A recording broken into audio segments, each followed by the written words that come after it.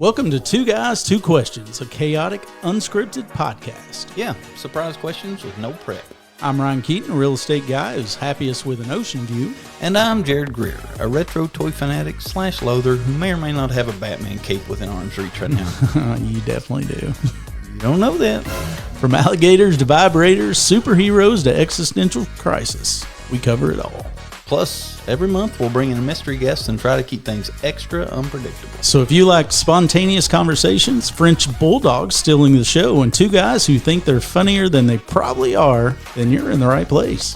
Yep. Well, enough of this. Let's do this. Two Guys, Two Questions starts now. Hello, I'm Jarrod. And I'm Ryan. And we don't know what the fuck we're doing. Well, I thought it'd be interesting to shoot some questions. The cool thing is we've known each other for a minute, so we also know some of the good, bad, and the ugly along the way.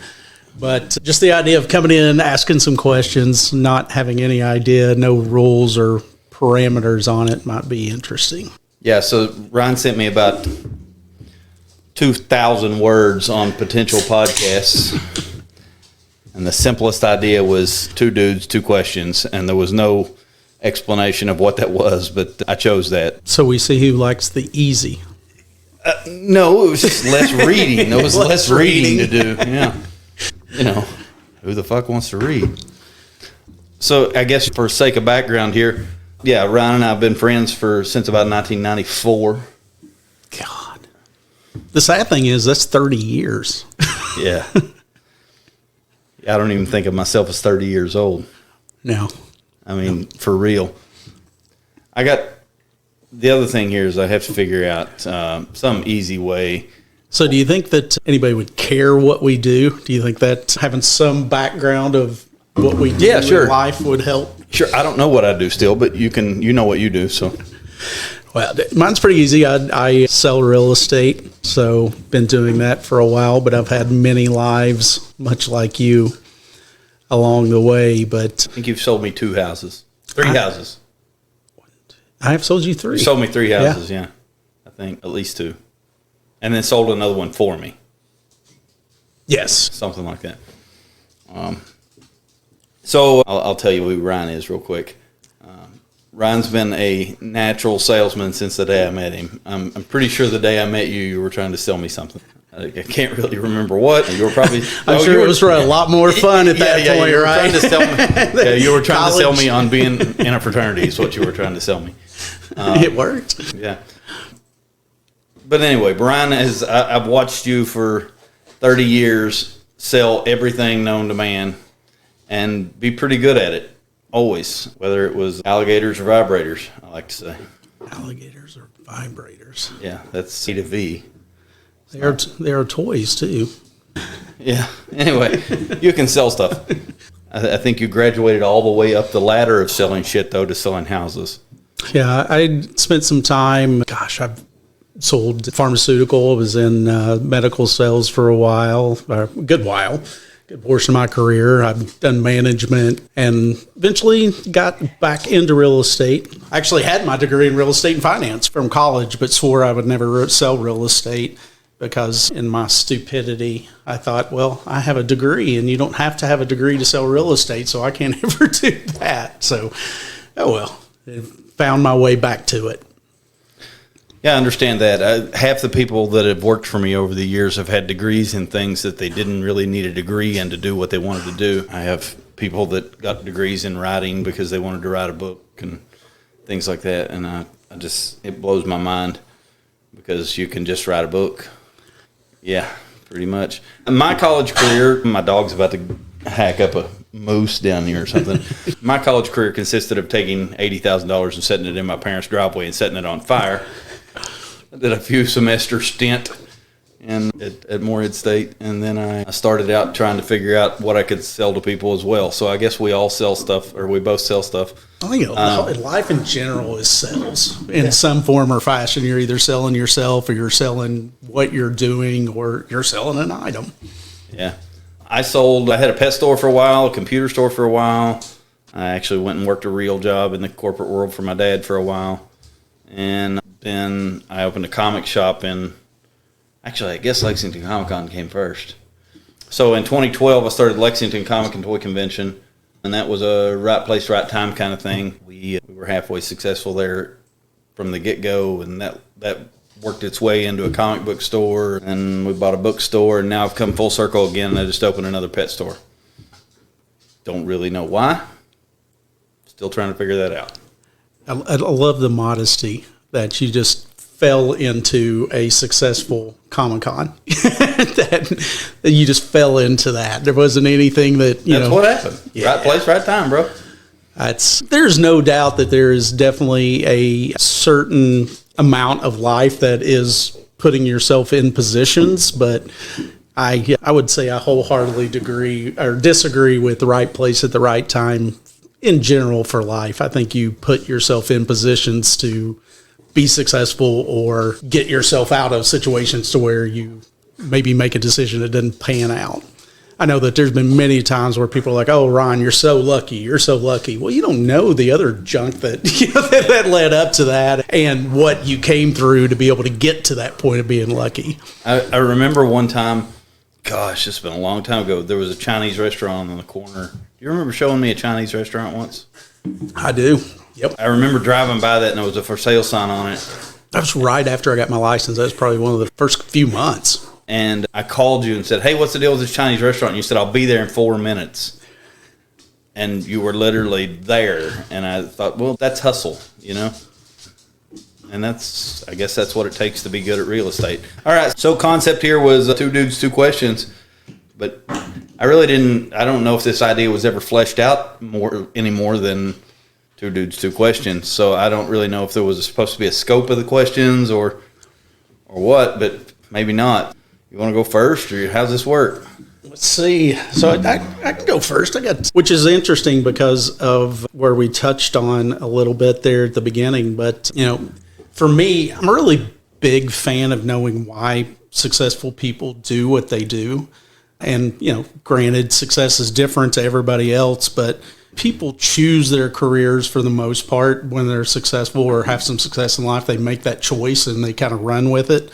So, you know, my question really was for you, thinking back on reptiles, toys, Comic-Cons, bookstores, all the things that you've kind of done.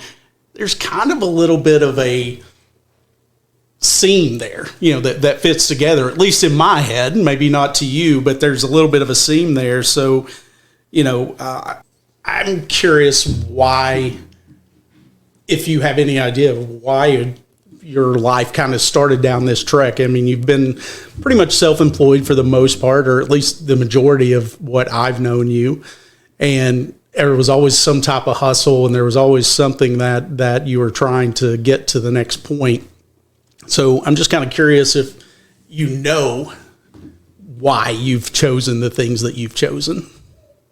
Gosh, I mean, for various reasons, I guess, along the way. I always tell people if I got into remote control car racing tomorrow, by the end of the month, I would have a remote control car store. It's just like it's the eventual finale of every hobby I've ever had is to have some business based around it. I started out with reptiles, and then it was just, I can get a better deal on a snake I want if I buy more than one. And then what am I going to do with the extra one? So, you know, anything I ever thought I wanted to get a good deal on, I had to buy a lot of. And once you buy a lot of stuff, you have to sell it to make money to pay for the ones you want to keep or whatever. Although I have a distinct sickness, Ryan. I don't want to keep anything. I only like to find stuff. But I'm not a hoarder. I like to find stuff for sale and find it and buy it. And generally I don't give a fuck about it once it's in the truck on the way home. But in order to keep doing that, I have to figure out what I'm going to do with the stuff when I get it. But it's everything turns into that for me. I don't have anything that doesn't. Really, I can't think of a single thing in my life I haven't tried to turn into a business. My dad said I had the distinct ability to turn everything I love into work. And but isn't that a little bit of a gift, though? He's right on some level. Yeah, I don't know. I ruin a lot of things in my head. I get really burnt out on everything really quickly as well. And I think that's probably a little ADD for you, but I don't know. I jump on something. Here's a prime example. In January of 2024, I went through a divorce in 2023.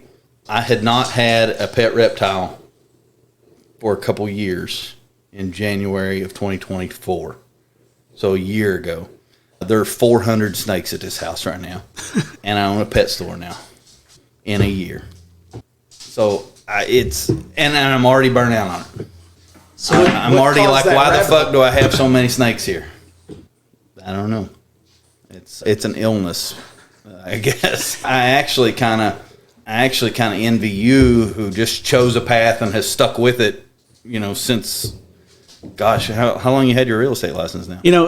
I think that's interesting that you say that, because in my eyes, I've had many lives. You have, but at the same time, once you picked your big boy job, let's say, you kind of stuck with it, and there it is. So how long have you had your real estate license? I've had my real estate license since 2017. Mm-hmm. And I also understand somewhat of the addiction, somewhat of like, okay, once you're going to go for it, because, I quickly, once I was, got my license in 2017, I made this crazy decision that I was going to be the top agent within like a year, which is obscene. I mean, and I hustled and got to where I wanted to be really quick. And it really boiled down to I was going to outwork people. That's not like I have some magic skill or something brilliant. It was just a matter of, okay, I'm going to do this, I'm going to do it, and I'm going to be the best. It's just kind of the mentality of,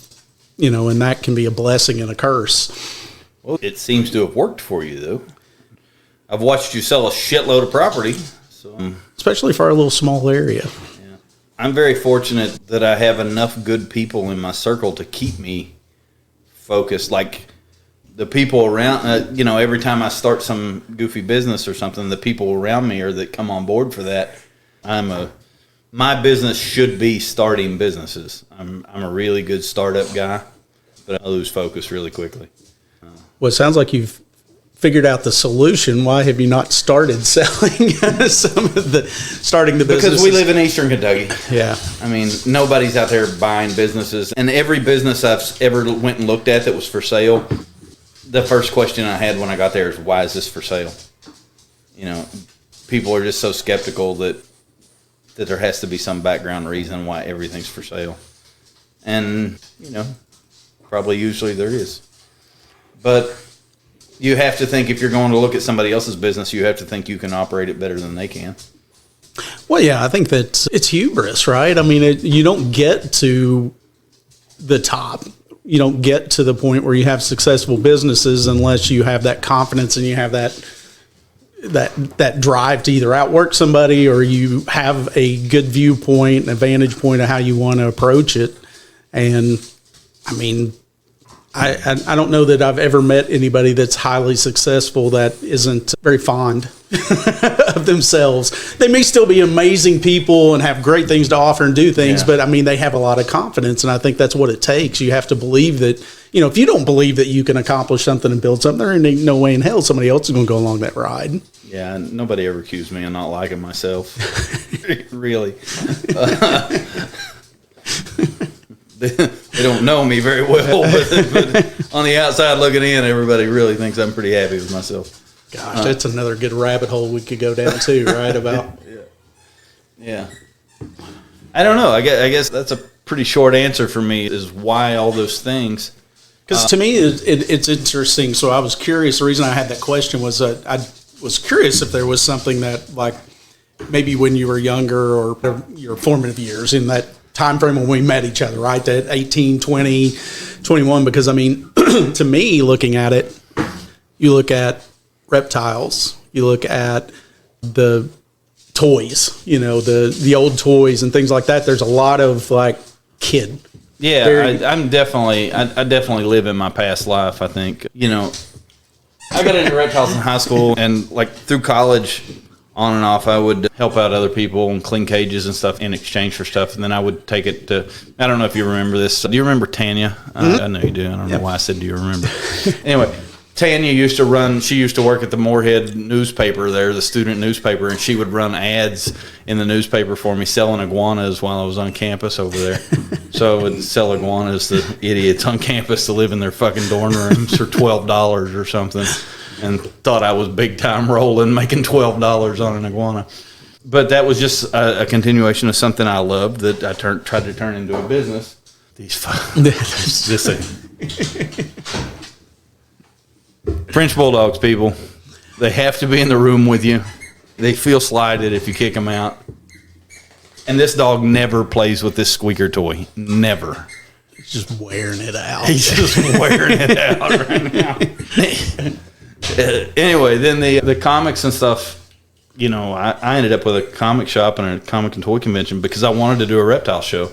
I wanted to do a reptile show at the Lexington Center, and they didn't really want me there with snakes and stuff. So I said, well, what would you like to have there? And they said, well, we don't have a Comic-Con. That Comic-Con sounds cool. And I said, well, me and my kid collect Power Ranger toys, and I used to collect comic books. So we'll try that. That sounds fun. And shit, here we are, you know, 12 years later, 13 or 14 years. I don't even know how long it is. 13 years later. It's technically. What was the attendance last year? You know, I don't even know that. I'd probably have to ask Katrina. Somewhere around 25,000 or so. That's amazing. Making an appearance. Yeah. Yeah. Anyway, that's the short story for me. Comic-Con turned into a comic shop, so I could have a place for an office. And comic shop turned into a bookstore because the guy that owned the bookstore was going broke because books don't make any money. But geeky toys and comic books that you can add to a bookstore. I mean, look at any Barnes & Noble in the world.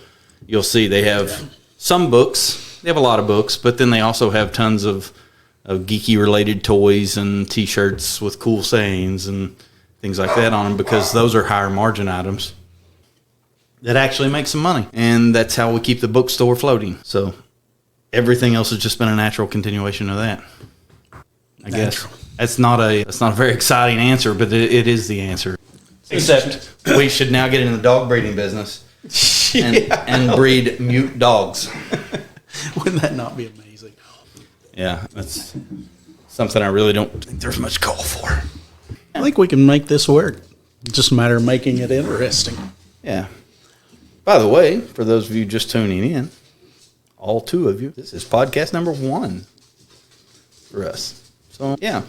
Anyway, my question for you, Ryan, you and I talk a lot about what's next. I've said to you before that when I get hit by a bus and my Wikipedia page is written, I don't want it to say was the owner of Lexington Comic and Toy Convention and a bunch of geeky comic book stores and played with reptiles. I want it to say murdered a dog on a podcast live. He's really getting some air over there anyway. Anyway, I want it to say whatever's next. And, you know, we won't say exactly how close, but we're both pretty close to pushing 50. You are 50, aren't you? I am 50. Shit far, you're 50. I am 51. Are you? Yeah. I'm 49. For some reason, I thought I was 49, you were 50. Did you just turn 50? September. Okay. Yep. Yeah, that makes sense. That tracks. Anyway, you know, I want 50 to be when I found the next thing that actually makes me somebody or actually makes sense to somebody. What the fuck's next, Ryan? What are we going to do? I know that's deep as shit, but what's next on your plate? Or what should be next on our plate? That, honestly, I would like to do something with somebody else. Most of the thing, not that I've done nothing I've ever accomplished in my life has been on my own, but I've kind of done it on my own in respect to the way it was delivered. Yeah. I mean, I don't accomplish anything without Dixie and, the kids' flexibility. Just there was a lot that and my parents, everybody that's went into it, but I've never really built something with somebody. And I think it would be cool to, again, do something that's kind of meaningful. I feel like, up to this point, I've done the cool stuff with, climbing up and making more money, and doing something to like, oh, I got this much money, or I did this in real estate, all great things. And, and I did some cool stuff with the team and, and I've built a team and I've, helped some other people doing stuff. But I think it'd be to do something, like you said, almost that's a little bit more meaningful, that gets into, I know we kind of joked around about it, but I've daydreamed relentlessly about the ecotourism thing that, it was a off the cuff kind of throwaway little conversation that we had at one point, but something like that would be really cool and exciting, to where you're making a difference, how small that is, but doing something to improve and better and maybe educate people. I've always loved educating that. So anytime I've been in like management positions and things of that nature, I love doing those kind of things where you're kind of helping people maybe take a step up or get in a better position than where they were at. So any type of consulting work and those kind of things are things that I enjoy. Coaching, I'm a certified coach as well, but to me, something along the lines of travel and getting out and seeing some more of the world and seeing different perspectives, and not having, I've had the privilege to travel some, but being able to do that more and get different points of view. Most of the travel I've done, honestly, has been more along the lines of, the beaches and stuff you're supposed to see whenever you go somewhere, instead of getting ingrained a little bit. So, but for me, I think the next is I'm ready for what's next. I'm feeling kind of stagnant. Yeah, that's me 100%. And I think once you get to that 50 thing there, it just midlife crisis, they say. Yeah, it's, I'm not going out and buying cars and doing silly things, but I mean, I know that I've got less left than what I've put in. Yeah. In a best case scenario, it has been. No, and the back end's not going to be as good as what the front end is as far as movement, and things start slowing down, you get out of bed and you're sore and you're like, what the hell? All I did was sleep. I was doing what I was supposed to do to rest my body. Yeah. I heard as bad getting out of bed as if I ran a fucking 5K. Yeah. Anyway, I've been thinking a lot about, spending the next 10 years trying to see some other places and find some other things to do that, I don't know, make more sense on a grander scale than selling comic books. I don't even know what that is, but I'm looking forward to trying to find out. I think we're learning all this as we go. Learn your choice. Yeah. Background here, I bought all this stuff like 3 years ago to do a podcast through COVID, and we never did anything with it. And Ryan has hassled me for 2 years about trying to sit down and do something, and I've consistently battled him off because I'm not good at getting pinned down to, hey, next Tuesday we're going to sit down and record something. So I put it on my calendar for the entire year. Every Thursday night, we're going to at least make a valid attempt to record something, whether it's high quality internet content or absolute dog shit. I'm a big believer that it can be both. Yeah, it could 100% be both. But here we are. I guess maybe this is the next big thing. Maybe we are going to get uber famous podcasting, but I seriously fucking doubt it. I think in a way, though, I think that, like you say, the cool thing to me about the format is the fact that we're not going to tell each other what we're coming in with. Yeah. So hopefully we get, some good, genuine reactions. And at least my thought is that, hey, we may not go, every question may not be super deep. But, I think those actually will end up the fun ones, though. I think the super deep ones are going to be the good ones, too, because I can't imagine that there's not other people out there that have some of those same thoughts, regardless of what age or demographic you are. I mean, having two people that will basically kind of talk about it a little bit, what the hell do we got to lose? Good, bad, or indifferent. But I mean, it's also real stuff that goes through people's heads. And I think a lot of times people just don't talk about it, and they don't talk about what, some of those challenges, because I think it's okay to have that. It may not be a situation you can change, but at least starting the conversation about it and thinking about, okay, what can I do? What possibilities? Do you feel trapped by being a good realtor? Oh, absolutely. I mean, I think that one of the things that my kids, my kids are all pretty much adults at this point, and one of the things that I always tried to instill in them was do not chase money. Yeah. Because if you chase money, you may get it. And the problem is if you get that money, well, then now you're kind of locked in to go, okay, how do I continue on, or how do I get more? And then once you get in that situation, it's hard to go back to something that maybe you would enjoy life and mind-wise way more than the money. I chased money for 20 years, and I wish I had just chased joy. That's exactly what I've done, and that's. I think that was a great question. Like I said, I do somewhat feel trapped by the fact of what how successful I have been in real estate. But the other side of that too is I tried to be really smart and not ride that and store and put some little acorns back, so that way, if it did happen or a day came to that point and there was an opportunity that, I could potentially chase that opportunity and go after something that is more fun, that's more joy. Like I said, like I said, the ecotourism to me would just be fascinating. I mean, how cool would that be to your career or your life or whatever it is? Is being the little guy going out and hanging out. Yeah. They playing, boss. They playing. Yeah. Nobody will get that reference. Nobody under 50 will get that reference. We might want to be careful with our demographic. We're going to need some of those younger folks. Yeah, no kidding.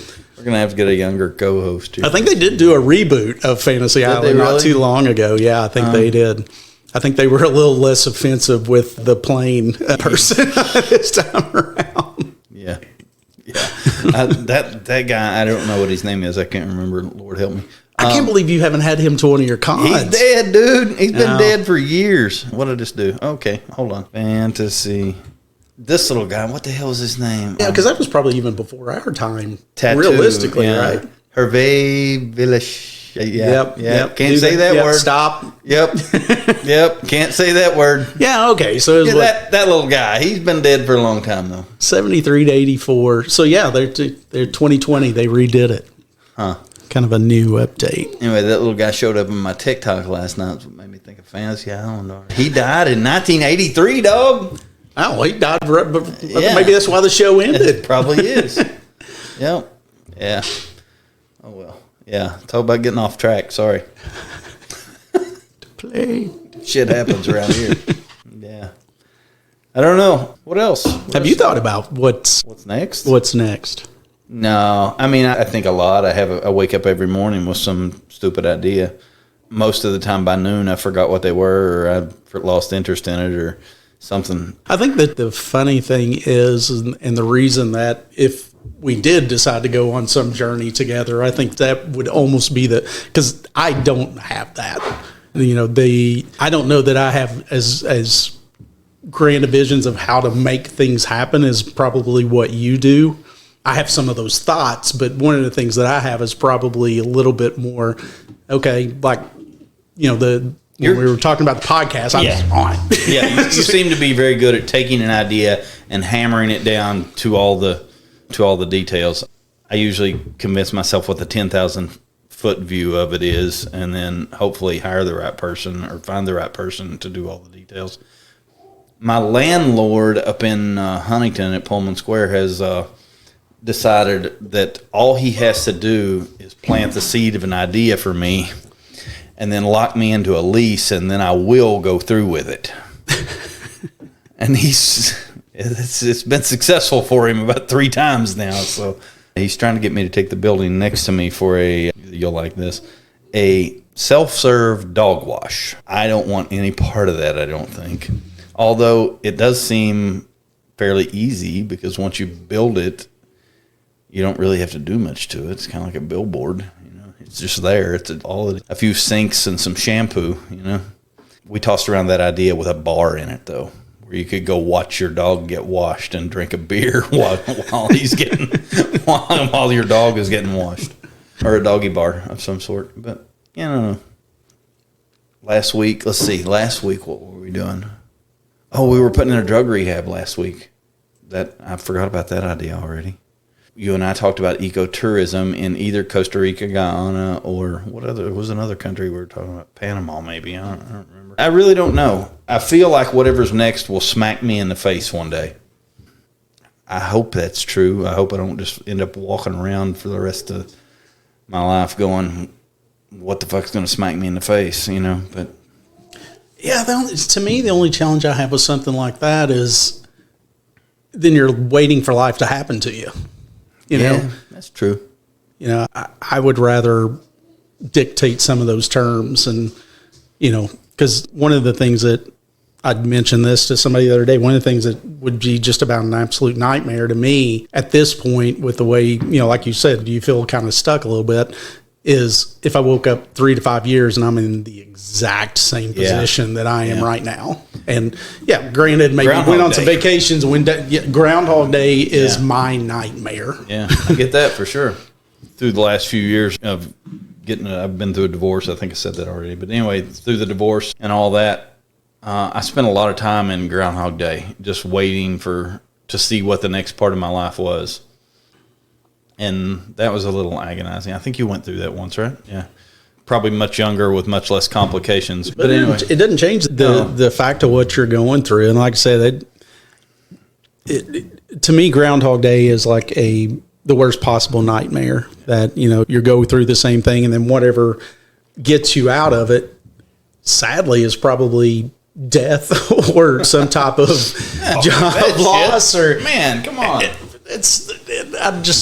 I want to make life happen, I guess, you know, and I want to be in a position to where I'm doing things more now that excite me. Yeah. You know, I keep myself out of Groundhog Day by continually trying to find the next score or whatever. I'm like a little meth addict out there running around looking for comic books or whatever that I can find in somebody's attic or basement or whatever. And that gives me a little bit of something different every day.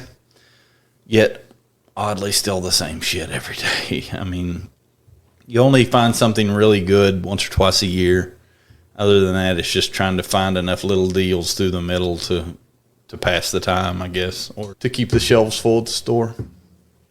You realize all you're describing basically is just an addict that is chasing a fix. 100%. Yeah. 100%. It's just not, you know, it's not necessarily going to kill you and it's not bad. It's not drugs, but it's the same kind of thing. And then, I mean, like you said, as soon as you get it, you're like, all right, that's satisfied that itch. Yeah. Yeah. So today I'm driving back. I went to the pet store to check on some shit. Long story. Anyway, on the way back, a guy called me and he said, I got some stuff for you. And I said, oh, okay, what you got? Well, just some Halloween costumes. You'll like them. I said, oh, okay, where you at? I'm behind Kroger. So I said, well, you went, didn't you? I said, yeah. I said, well, I'm in South Point. It'll take me 20 minutes to get there. I'll be here. So I drove behind Lowe's and Kroger, meet a guy with a box of 1960s Halloween costumes. And they're really cool shit in there. There's a Batman that's not really Batman. It's just a kid's costume with a bat on his face, and there's some really cool shit in there, old Halloween costumes. And he said, pay me whatever you think they're worth. So I gave him $100. I was super excited all the way to the truck. I put them in the back of my truck, and that's where they're still at. I don't give a shit about those things now. That is my sickness. Over to your people. Yes, that is my sickness in a nutshell right there. It is no different than chasing a fucking hit of crack. I don't think. But I was super excited to get those and buy them. And, oh, wow, you know, these are so neat. Where'd you find them? It's crazy. I don't know.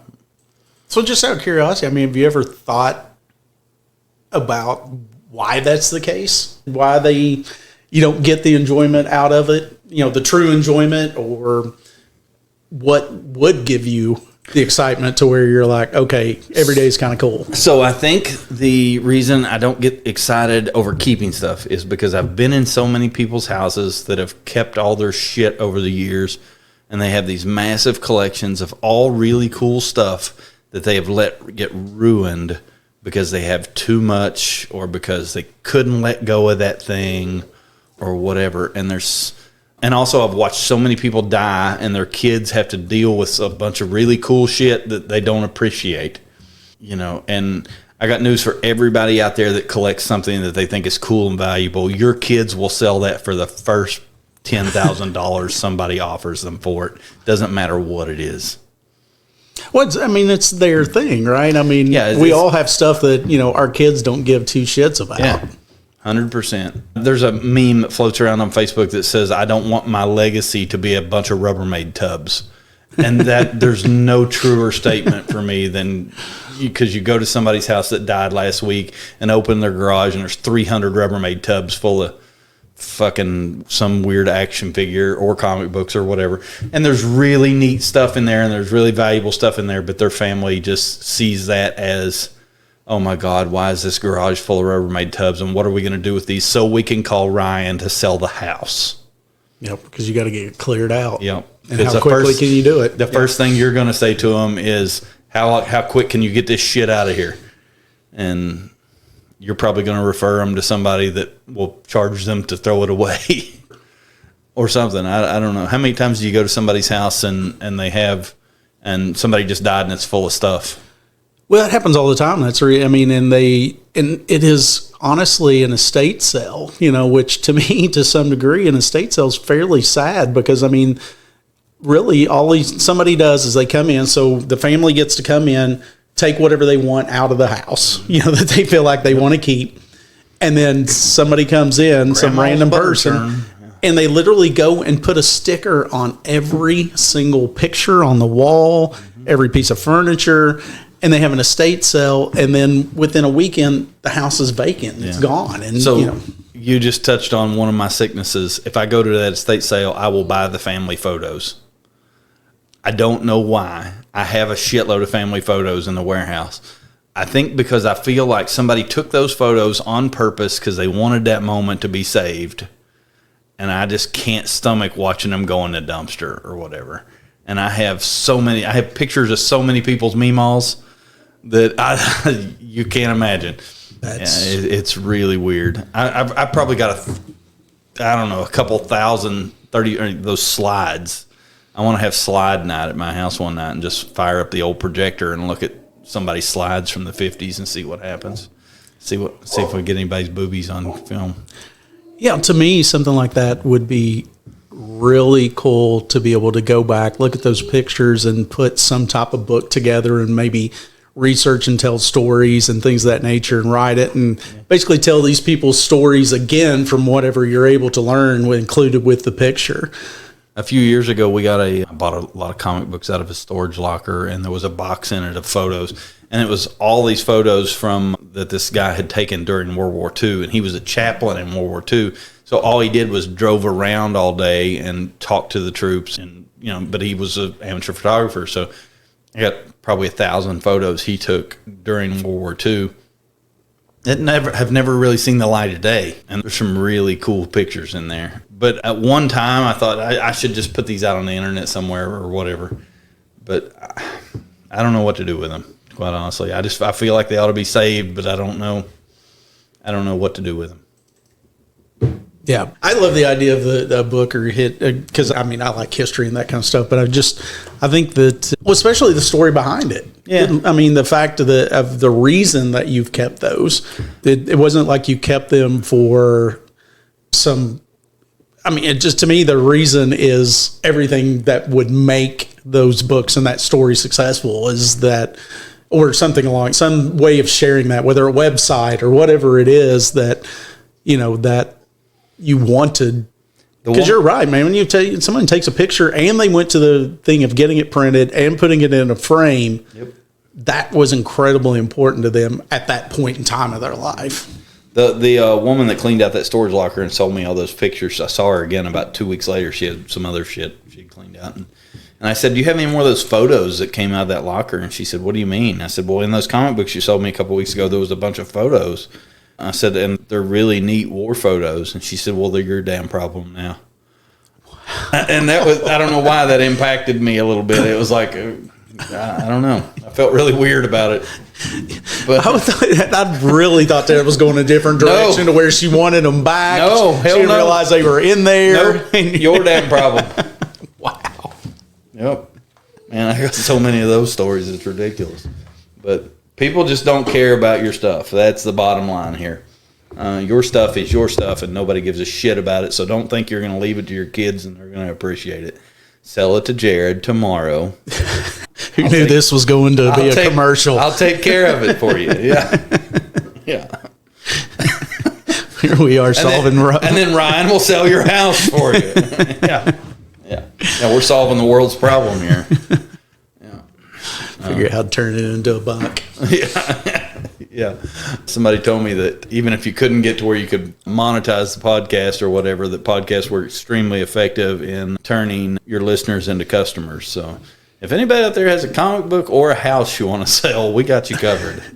But no, I thought the one of the things that I thought was interesting that both of us thought whenever we came into this was like, we may have 0 people listen. We may have maybe something clicks or whatever, but the big thing for both of us was coming on, having fun, hang out, talk about some real shit, and then whatever happens with the rest of it happens, you know.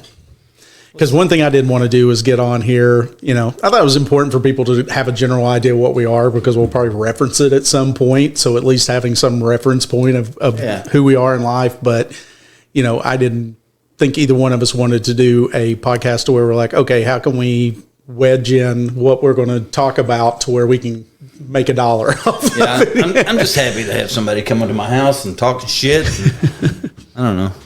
Maybe it'll be slightly cathartic. I don't know. We'll figure it out. See what happens. Well, good deal. So, by the way, when Ryan got here, I was watching, we were talking last week about why the hell neither one of us are licensed auctioneers. And because the way my mind works, when I was telling myself earlier that Ryan was coming back over tonight, I said, I'm going to show that motherfucker that prove me wrong. I was actually paying attention when we were talking last week, and I signed up for an auctioneer's course online, and I got 7 minutes into it before he showed up. I thought the most brilliant thing there was I couldn't figure out if you were hedging your bet so you would have an excuse to stop. It wasn't like it was a surprise that I was coming over at 6. No. I mean, so you're like, now let's start. Well, it said you take like each module or whatever, and you can't go on to the next module till this one was done. And it said it only took like 8 minutes for that module. And I thought, well, I can get through that one before he gets here. But you were like 6 minutes early. Yeah. So, fucking realtors always early. I'm an asshole. Yeah, you're the asshole for being early. Mm-hmm. Yeah. So anyway, that's interesting. So to wrap up, we had the question about why, why you chose the path and that kind of thing, and then yours was what's next. What's next? Well, which is interesting that we both went deep. I don't know that I was expecting that coming in. So yeah. Well, next time I'll ask you if you like your butthole fingered or something. Only on the weekends. Okay. All right, fair enough. Well, I guess that's all for episode 1. I will try to edit this into something that we can actually put somewhere on the internet, and maybe we get something up on the internet in the next 3 or 4 days, and maybe one of you will listen to it, but I doubt it. Anyway, that being said, watch this, Ryan. Wait a minute. I don't know if I showed you this. We have sound effects. I thought one of these was like... Hell, you telling a joke? If we're going to... Oh. No. That's what we're going to get. Yeah, that's what we're going to get is the crickets. Yeah. Anyway. All right. Well, I don't know how to end this. By the way, I'll tell you, everybody that works for me laughs at me because if I have to FaceTime somebody, the last thing they hear is, I don't know how to hang up. Because I don't know how to stop a FaceTime call, and it's kind of this. I don't know how to. I guess we just say. I don't know how to stop. I don't know how to stop. Yeah. We're done. I guess we just say bye for now. Maybe we catch you later. All right. Thank you. And just like that, another episode of Two Guys, Two Questions is in the books. We laughed. We learned. Well, we mostly just laughed. Yeah, and if you made it this far, congratulations. You now have random knowledge you never asked for. You're welcome. Don't forget to follow, subscribe, and leave a 5-star review. Or don't, but just know if you don't, we're bringing back the squeaky toys. Oh, it's coming back either way. Until next time, same 2 guys, 2 questions, and absolutely no idea what we're doing. Perfect.